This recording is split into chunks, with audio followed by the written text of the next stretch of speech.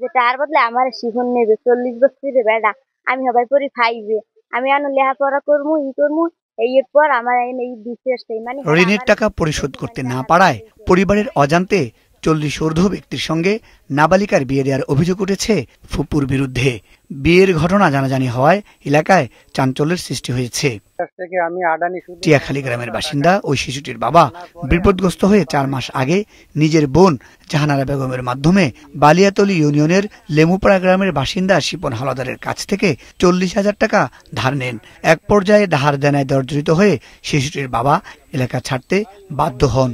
এদিকে ধারের টাকা পরিশোধ করতে না পারায় প্রায় 1 মাস আগে ওই শিশু শিক্ষার্থীকে বেড়াতে নিয়ে যাওয়ার কথা বলে ফুপু জাহানারা বেগম শহরের একটি বাড়িতে নিয়ে গিয়ে বাবা মায়ের অজান্তে ভয়ভীতি দেখিয়ে তার মতের বিরুদ্ধে শিপনের সঙ্গে বিয়ে পড়ান।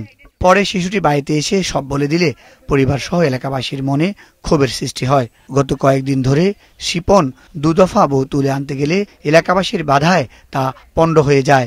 1 মাস আগে আমার ফুপু হয়েছিল, এইবারে বুক বাসে লই গেছিল আমার যে আমি যেই কথা কম আমরা এই কথা হুন্দি এই যে নালতে পুরানি 5টায় মারছি মহিন্দা আর গায়ে থেকে আমার কইতে শুনেছি যে যেই কম এই না আনলো নিচে না।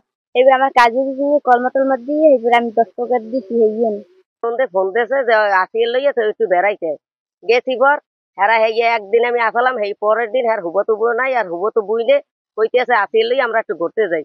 আমি কিছু জানি না, এইবার হেরা লই গেছে পর হেরা নিয়ে বলে হেইনে এই উকিলের বাসায় উড়ে ওরে বলে ওই ই করছে বিয়ে দেশে কইছে মা হুজুরাই না আমার কলমা দেশে কলমা দেওয়ার পরে তারপর আমি শুনছি শোনার পরে আমি বলছি যে আমার 13 বছরের মেয়ে আমি বিবাহ হয় না, এটা বাল্য বিবাহ হয় এটা।